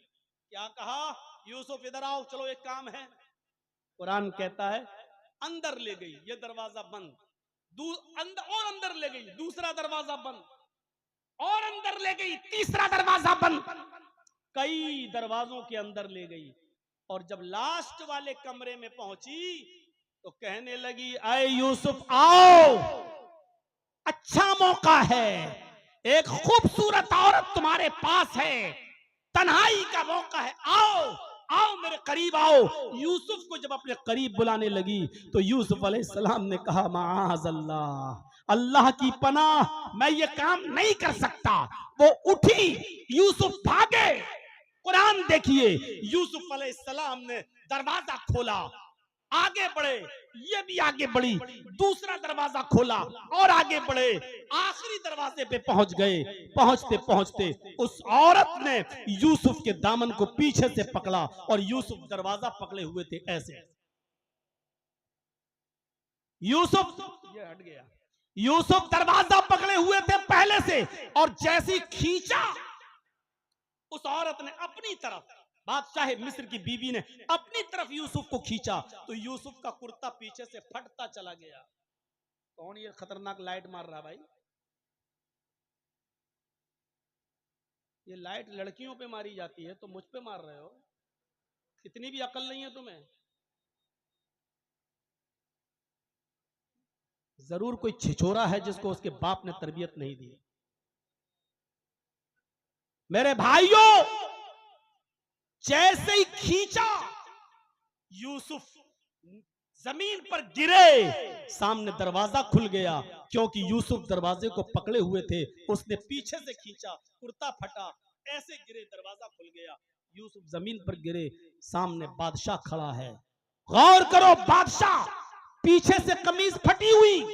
फौरन इस औरत ने जब देखा तो देखने के बाद अपने शौहर को दरवाजे पर देखा, झट से वही चीज जो मैं पहले कह रहा था आपको, इन्न कैदकुन नाज़िम, बड़ी खतरनाक होती है इनकी चालें। तो यूसुफ अलैहिस्सलाम पर ही इल्जाम लगा दिया। देख रहे हैं आप, अंदर ले गई बादशाह मिस्र की बीवी, दरवाजे बंद किए बादशाह मिस्र की बीवी ने, यूसुफ को बुलाया बादशाह की बीवी ने, लेकिन जब पकड़ी गई चोरी तो सामने बादशाह खड़ा है और बादशाह मिस्र की बीवी कहती है, जो तुम्हारे अहल के साथ, बीवी के साथ गलत काम के इरादे से अंदर घुस जाए, कपड़े तक फट जाएं, ऐसे शख्स की सजा क्या होनी चाहिए? बिलाखिर उस यूसुफ अलैहिस्सलाम को तोड़ मरोड़ कर इल्जाम लगाकर जेल के अंदर भिजवा दिया। मुफस्सिरीन के अलग अलग अक़वाल हैं, कोई कहता है कि 10 साल यूसुफ जेल खाने में रहे, किसी मुफस्सिर ने लिखा है कि 7 साल जेल खाने में रहे, एक लंबी मुद्दत जेल खाने में रहे। ख्वाब की ताबीर बताई, मिस्र में जब कहत पड़ा, उस कहत की ताबीर बताई तो बादशाह ने फिर इजाजत दी कि उसको जेल से निकालो, और वही जो ये ताबीर बता रहा है वही उसका हल भी बताएगा, और किसी भी तरीके से उनको मुल्क मिस्र का बादशाह बना दिया गया। अब आप सोचिए, बचपन से दूर, अपने बाप से दूर, बचपन में कुएं में फेंके गए, मिस्र के बाजार में बेचे गए, फिर बादशाह के घर आए, फिर जवान हुए, मुख्तलिफ मराहिल से गुजरे, 7 साल या 10 साल जेल की सलाखों में भी रहे, उसके बाद निकले और मुल्क मिस्र के बादशाह बन गए। और बादशाह बनने के बाद अपनी कमीज एक कासिद को देकर भेजा, फला बस्ती में चले जाओ, एक बूढ़ा आदमी होगा, उसका नाम याकूब होगा, ये कमीज उसको दे देना और इतना कह देना उससे कि ये कमीज तुम पहचान लोगे, वो बूढ़ा आदमी इस कमीज को पहचान लेगा। एक कासिद को कमीज दी, अपनी कुर्ता दिया अपना, और उस कमीज को देकर कासिद के हाथ से भेजा। वो कासिद नहीं जानता था कि जिसके पास भेज रहे हैं यूसुफ वो उनका बाप है। वो कासिद, वो एलची, वो दूत, वो मैसेंजर, वो पैगाम्बर जाता है और यूसुफ अलैहिस्सलाम की वो कमीज लेकर उस बस्ती में पहुंचता है और पूछते पूछते याकूब को ढूंढ लेता है। याकूब अलैहिस्सलाम के पास जाकर कहता है, मुल्के मिस्र के बादशाह ने ये कमीज तुम्हें दी है, इस कमीज को देखो। उसने कहा ये कमीज तुम्हें देंगे तो तुम पहचान लोगे ये कमीज किसकी है।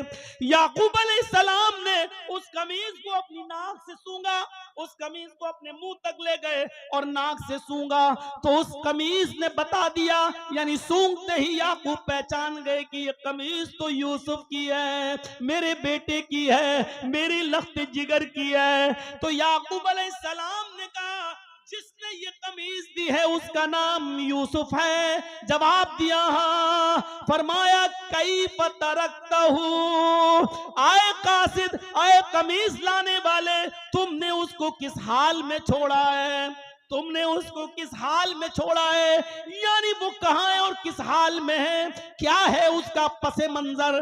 तो याकूब अलैहिस्सलाम ने जब ये पूछा तो उस कासिद ने जवाब दिया। तफसीर इब्ने कसीर पढ़िए और मालिम तंजील देखिए। जब ये पूछा कि कई तरकतहू, तुमने उसको कहां देखा, किस हाल में छोड़ा, तो जवाब दिया कासिद ने, तरकतुहू मलिका मिस्र, हमने उसको मिस्र के बादशाह की हालत में छोड़ा है। यानी याकूब इस वक्त वो शख्स बादशाह बनाए, हुक्मरान बनाए, मुल्क का मिस्र का बादशाह है। याकूब अलैहिस्सलाम ने सुना कि मेरा बेटा बादशाह है, मुल्क मिस्र का तख्त नशी है, बादशाह है, लेकिन ये सुनकर उनको खुशी नहीं हुई, रोने लगे और रोते हुए कहने लगे, ला अस्अलुकुम अन हाज़ा, मैं ये नहीं जानना चाहता कि यूसुफ बादशाह है या गुलाम, मैं ये नहीं जानना चाहता कि वो किस डिग्री पर है, कौन सी पोस्ट है उसके पास, मैं ये सब नहीं सुनना चाहता, बस मैं ये जानना चाहता हूं, मेरे पूछने का मतलब यह है, अस्अलुकुम अन अय्यि दीन तरकतहू, कि तुमने उसको छोड़ा तो उसका दीन क्या है। मुझे ये मत बताओ कि वो बादशाह है, चेयरमैन है, एमएलए है, एमपी है, क्या है, ये मुझे मत बताओ। अस्अलुकुम अन अय्यि दीन तरकतहू, मुझे ये बताओ कि उसको तुमने किस दीन पे छोड़ा है। कासिद ने कहा, हमने उसको जिस दीन पे छोड़ा है बस इतना जानता हूं, काला यशहदु अल्ला इलाहा इल्लल्लाह, बस वो ये कहता है कि अल्लाह के अलावा हमारा कोई माबूद नहीं। याकूब अलैहिस्सलाम कहते हैं, फिर मेरे बेटे की तरबियत ठीक हुई है। अगर वो अल्लाह को पहचान रहा है, अल्लाह को अपना माबूद समझ रहा है, तो कोई बात नहीं, उसकी तरबियत ठीक हुई है। इक़रा बिस्मि रब्बिकल लज़ी खलक़, इस तालीम से, जो दीनी तालीम है, इससे इंसान अपने रब को, दीनी तालीम को छोड़कर दूसरी तालीम हासिल करने वालों ने, मेरे भाइयों, जरिए माश की तरह किस तरीके से उसको इस्तेमाल किया है वो हमारे और आपके सामने मौजूद है। नजरें डालो, हलाल और हराम की कोई तमीज आज हमारी सोसाइटी के अंदर नहीं रही है। आज किसी को भी देख लो, बैंकों में कितना पैसा उसका जमा है, सूद बढ़ रहा है, उससे पूछो कि सेविंग अकाउंट है उसमें सूद बढ़ता है, तुम उसका क्या करते हो, या फिक्स डिपॉजिट तुम्हारी चल रही है उसका क्या करते हो। ये बताओ कि किस किस के पास क्रेडिट कार्ड है, और क्रेडिट कार्ड जब तुम बनवाते हो तो बताओ कभी अगर उसमें वक्त पर पैसा बैंक को नहीं दिया तो सूद देते हो या नहीं देते हो। तो मेरे भाइयों, आप गौर करें कि उसी नबी ने हमें रब की मार्फत देते हुए इस कमाई को हराम करार देते हुए फरमाया कि दिरहमु रिबा याकुलुहु रजुलु व हुवा यालम, अगर कोई शख्स सूद का, ब्याज का 1 दिरहम खा ले, 1 दिरहम 1 रुपए से भी कम होता है, 1 दिरहम अगर सूद का खा ले, अशद्दु मिन सित्तिन व सलासीन ज़नियतन, गोया कि उसने 36 मर्तबा जिना किया है। अल्लाह के नबी फरमाते हैं 1 रुपया सूद का, और जानता है कि ये सूद का है और खाता है, तो गोया कि वो 36 मर्तबा जिना करता है। यानी 36 मर्तबा जिनाकार को जिना करने के बाद जहन्नम में जो सजा मिलेगी वो सूद का 1 रुपया खाने वाले को मिलेगी। मेरे प्यारे साथियों, जरा तसव्वुर करो कि जिनका कारोबार ही सूद का हो, जो कारोबार ही लेन देन ही जिनका पूरा सूद पे चल रहा हो, वो अंदाजा लगाएं। एक हदीस के अंदर अल्लाह के नबी ने फरमाया, सूद खाने वाला ऐसा है जैसा कि वो अपनी मां से निकाह कर रहा है। यानी जिस तरह कुरान की आयतें 3 नहीं 3 लाख मर्तबा भी पढ़कर अगर मां के साथ निकाह करोगे तो मां हलाल नहीं हो सकती है, इसी तरीके से सूद पर कितनी बार कुरान और कुरान की आयतें पढ़कर भी अगर खाना चाहो तो सूद भी हलाल नहीं हो सकता।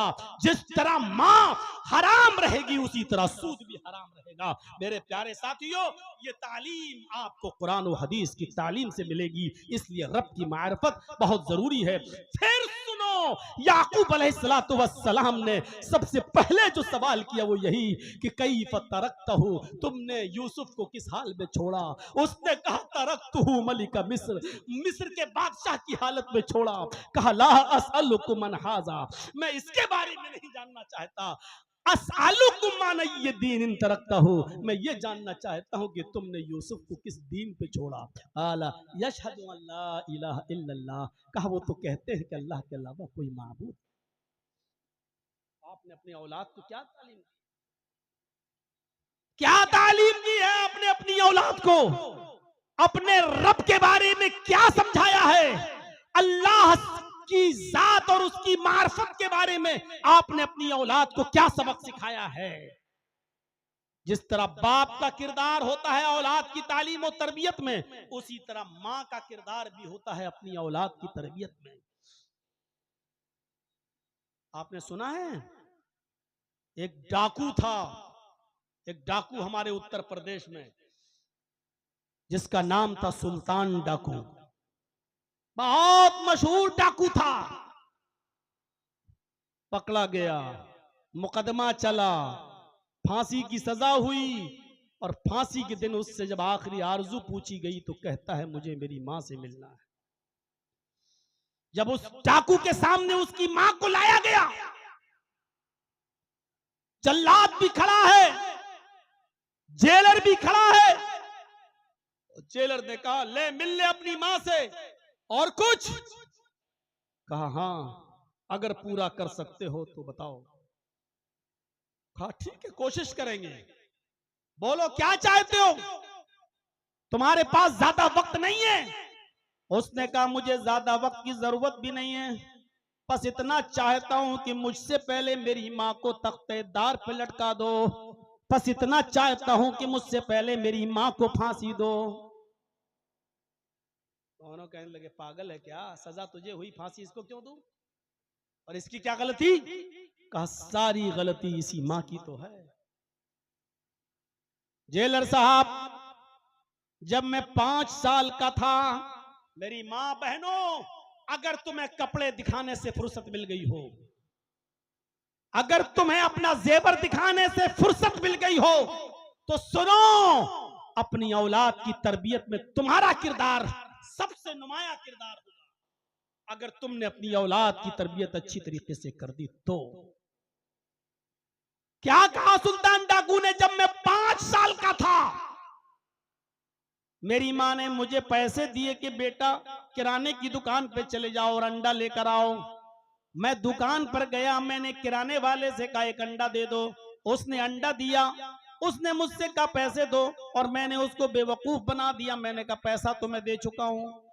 उसने सोचा बच्चा है, झूठ तो बोलेगा नहीं, मैं ही भूल गया हूँ लेने देने में, इसलिए कहा बेटा कोई बात नहीं, पैसे दे दिए तो कोई बात नहीं, जाओ। जब मैं अंडा लेकर अपनी माँ के पास आया, मैंने कहा माँ अंडा भी ले लो और पैसा भी बचा के लाया।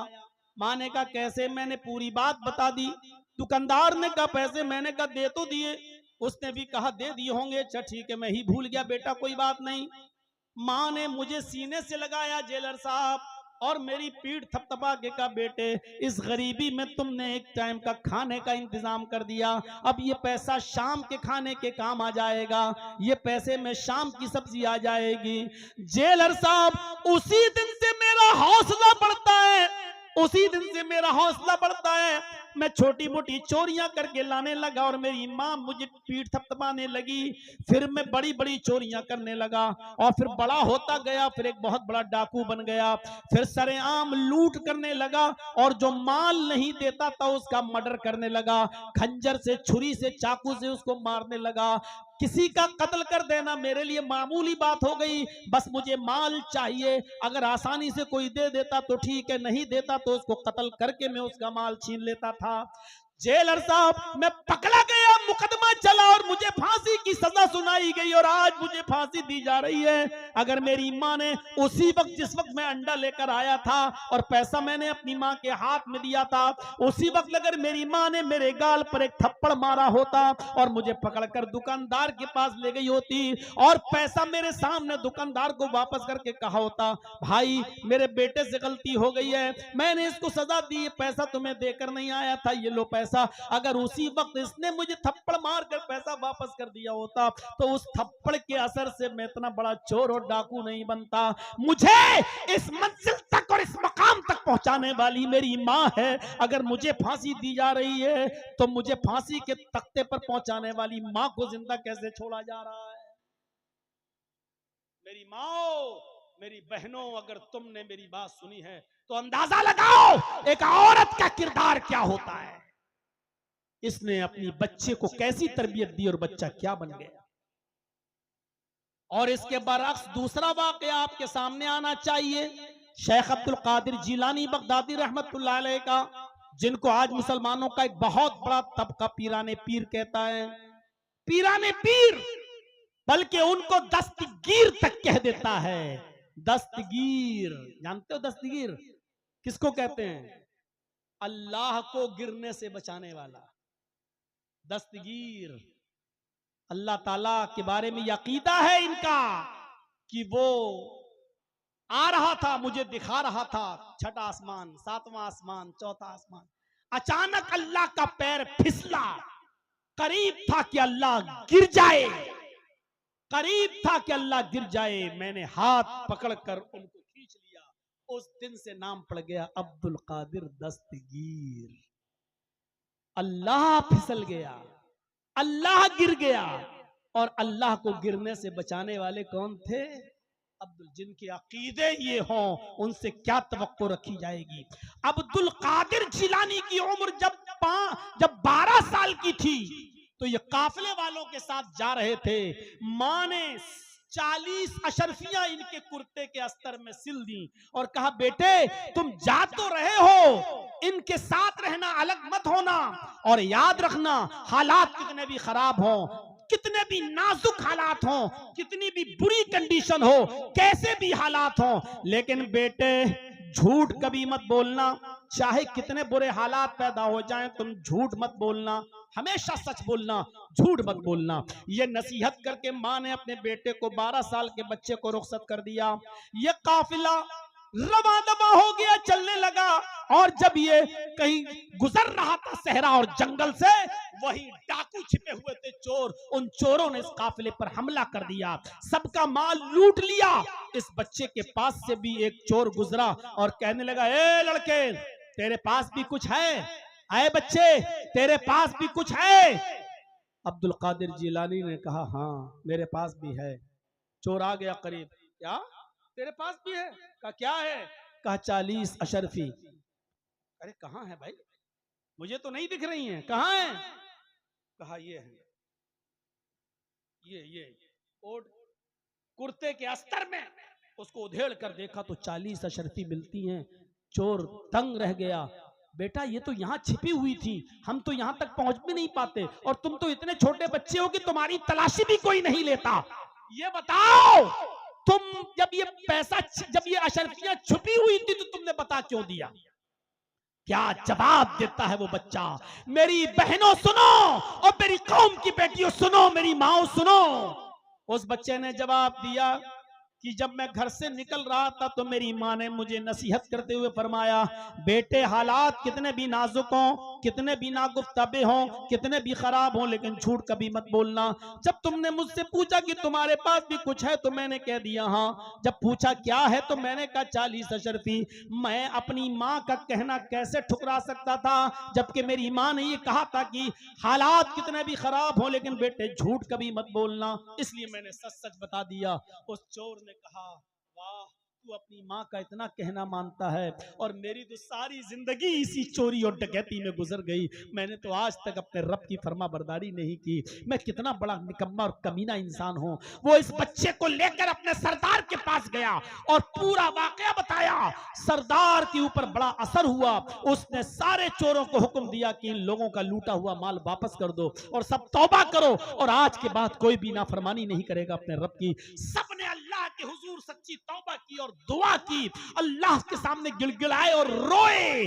तो मेरे भाइयों, एक बच्चे के सच बोलने से सारे के सारे चोरों ने अल्लाह से तौबा करके सही रास्ता पकड़ लिया।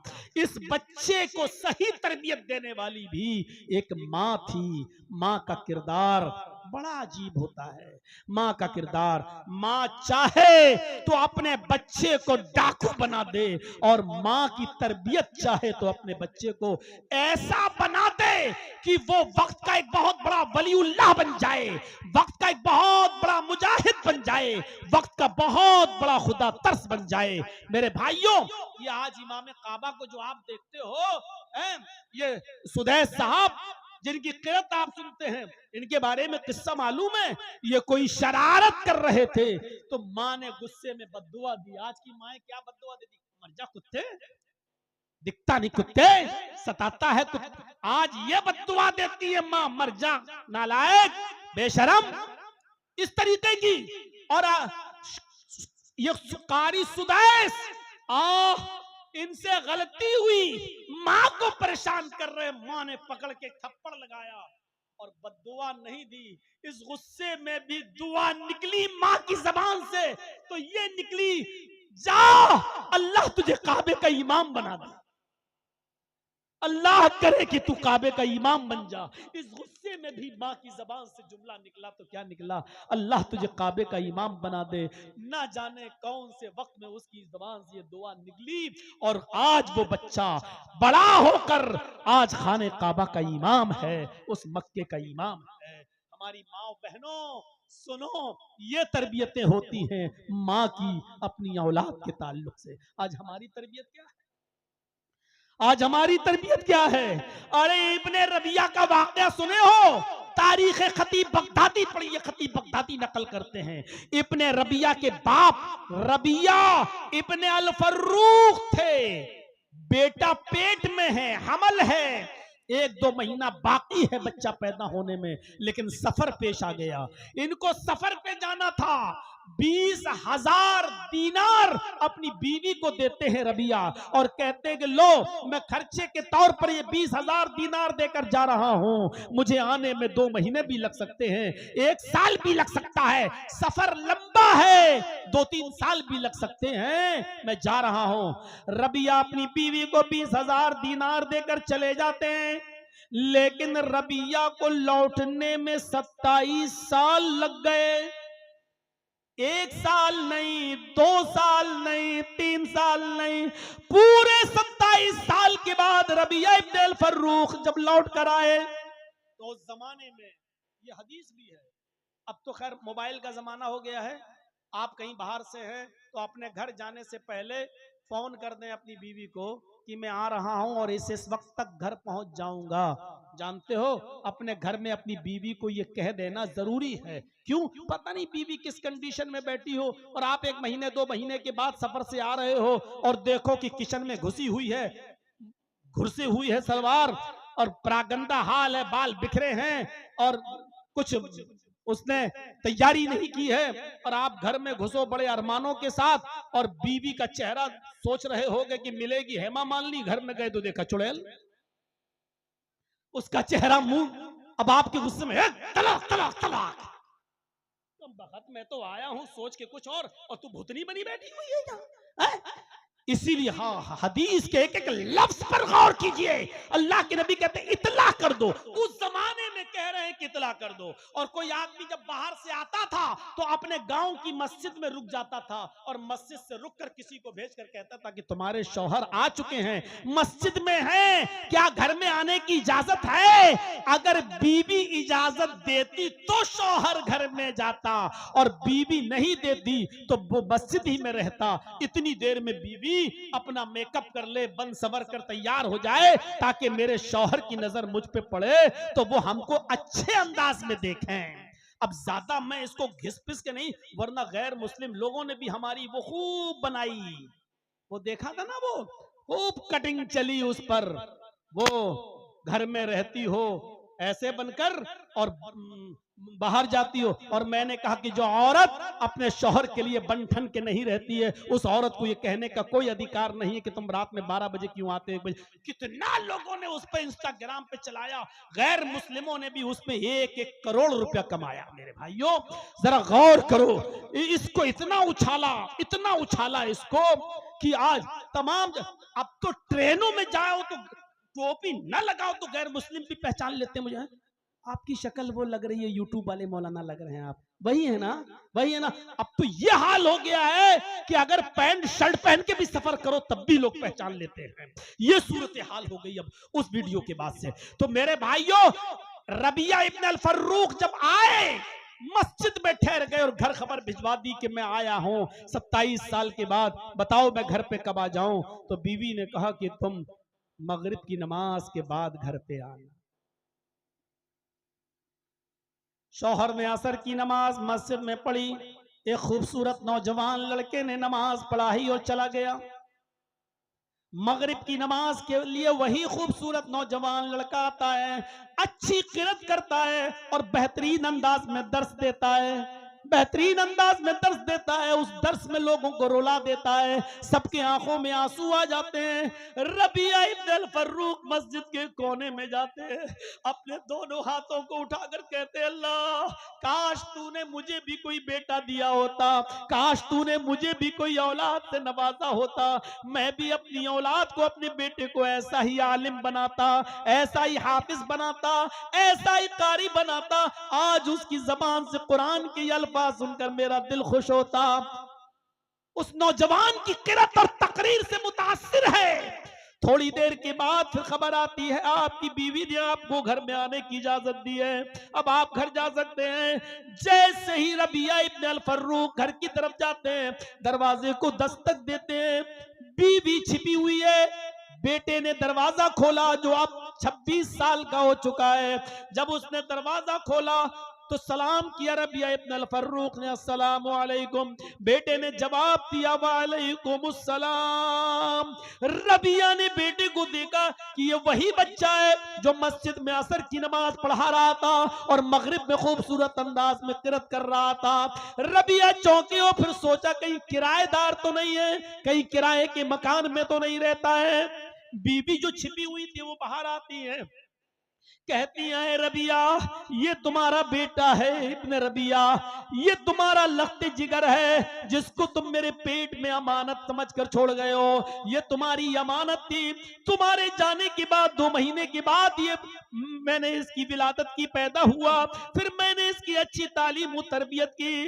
रबिया ने जब देखा कि ये मेरा बेटा है तो आसमान पे नजरें डालियो, कहा अल्लाह मेरी दुआ मांगने से पहले ही तूने कबूल फरमा ली, और मैं जैसी औलाद चाहता था वो औलाद तूने मुझे अता फरमाई। फिर वो दोनों मियां और बीवी अपने रूम में जाते हैं, और जाने के बाद शौहर ने कहा, मेरी बीवी 20,000 दीनार मैं तुम्हें देकर गया था, कुछ बचाया नहीं। बीवी ने कहा, अब ये बताओ कि 20,000 दीनार तुम्हें ज्यादा महबूब है या इस बच्चे की तालीम, इस बच्चे की तरबियत जो मैंने इस बच्चे के ऊपर खर्च किया है। फरमाया, मेरी बीवी तूने 20,000 दीनार को जाये नहीं होने दिया, 20,000 दीनार को तूने बर्बाद नहीं किया, तूने उसको सही जगह पे लगाया, तूने उसको सही मकाम पर खर्च किया। अल्लाह ने मुझे स्वाले और नेक औलाद और आलिम और फाजिल और कारी की शक्ल में मुझे दे दी, ये बहुत बड़ी अमानत है। ऐ मेरी बीवी तूने मेरी अमानत का सही इस्तेमाल किया है। मेरे भाइयों, एक औरत अगर चाहे तो शौहर की गैर मौजूदगी में भी अपने बच्चे की तरबियत कर सकती है। स्कूलों में तरबियत नहीं मिलेगी, कॉलेजेस में तरबियत नहीं मिलेगी, बड़े बड़े डिग्री कॉलेजेस में तरबियत नहीं